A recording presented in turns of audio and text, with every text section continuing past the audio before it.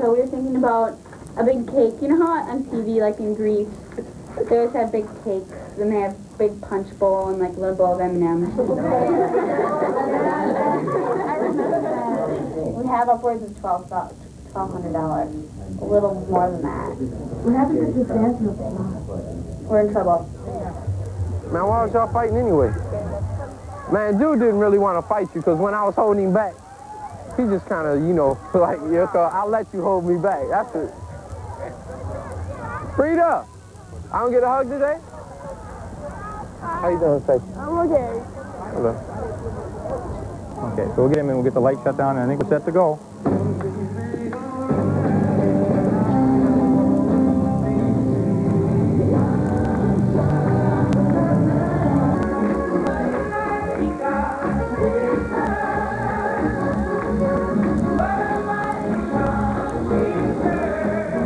Most Sundays, Charles Foreman goes to a church just a few blocks from Central.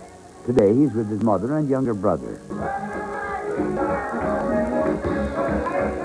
I've known Charles since he was a baby. I got to know Charles more as he began to come to River of Life. And I was doing the Bible studies with the team.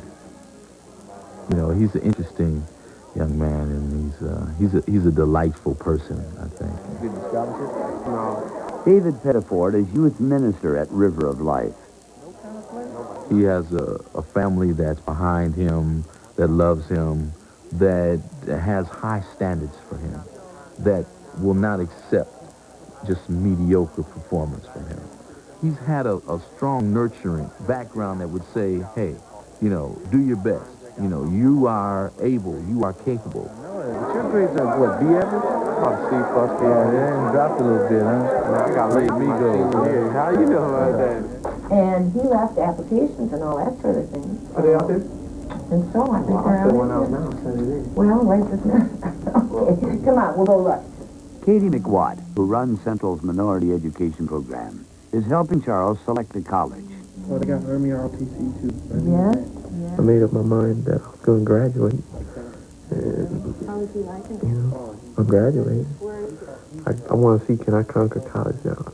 I think he has an ideal of what he wants. I think he understands what some of the things that he wants out of life. And I think that anyone in high school that has that has an advantage. I want to see how much I can do on my own. To see, like, I don't even want my parents to pay for my college. You know, I'm going to the Army ROTC.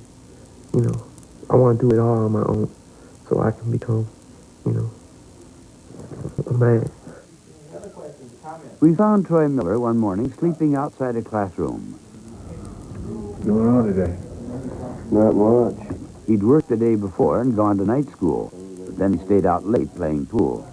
Does that ever, like, interfere with your schoolwork? Like being tired like this?